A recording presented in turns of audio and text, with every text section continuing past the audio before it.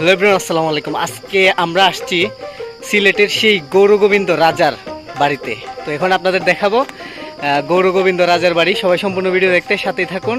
আমার সাথে আছে ছোট ভাই লুকমান এবং আছে সোহাগ। সো সবাই সাথেই থাকুন।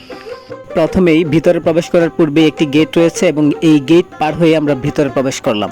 তো দেখতে পাচ্ছেন দুটি রাস্তা রয়েছে। আমরা সোজা যে রাস্তাটি গেছে সোজা বরাবর সেই রাস্তা দিয়ে আমরা চলে আসলাম।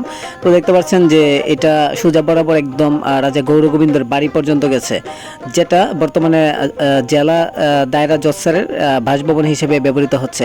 তো আপনারা জানেন যে 1700 শতকের দিকে তুর্কিরা বিজয় অর্জনের পর এই শ্রীহট্ট সিলেট এখানে রাজা গৌরগোবিন্দর শাসনামল শুরু হয় এবং তিনি হিন্দু সম্প্রদায়ের ছিলেন এবং মুসলিমদের উপর অনেক অত্যাচার নির্যাতন করতেন। বুরহানুদ্দিনের ছেলেকে হত্যার পর বুরহানুদ্দিনের একটি হাত কেটে দেওয়া হয়। তখন বুরহানুদ্দিন বিভিন্ন জায়গায় যান এই বিচারের জন্য এবং অবশেষে হজরত শাহজালাল রহমতুল্লাহ এবং নাসিরুদ্দিন সিপাহসালাহ রহমতুল্লাহ এবং 360 জন আউলিয়া যখন বাংলাদেশে আসেন এবং আসার পর রাজা গৌরগোবিন্দর বিরুদ্ধে যুদ্ধ ঘোষণার পর বিজয় অর্জন হয়। তো আপনারা দেখতে পাচ্ছেন এইখানে এটা হচ্ছে রাজা গৌরগোবিন্দর বাড়ি।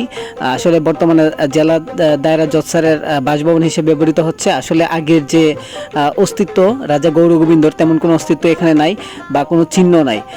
আসলে সব কিছু মুসলিমরা ভেঙে ফেলেছিল এবং এখানে কোনো চিহ্নই রাখা হয় নাই। তো যারা যারা আসছেন একবার হলো রাজা গৌরগোবিন্দর বাড়িতে অবশ্যই কমেন্টে জানাবেন এবং কেউ যদি কোনো কিছু নিদর্শন পেয়ে থাকেন বা দেখে থাকেন অবশ্যই কমেন্টে জানাবেন। আসলে আমরা কোনো নিদর্শন দেখতে পাই না, আর ভিতরে প্রবেশ করি না, কারণ যেহেতু জেলা দায়রা জজ স্যারের বাসভবন হিসেবে ব্যবহৃত হচ্ছে। তো আপনারা দেখতে পাচ্ছেন যে আমি রাজা গৌরগোবিন্দর এরিয়াটা আজকে আপনাদের দেখালাম। যদি ভিডিওটি ভালো লাগে অবশ্যই শেয়ার করে টাইমলাইনে রেখে দিবেন।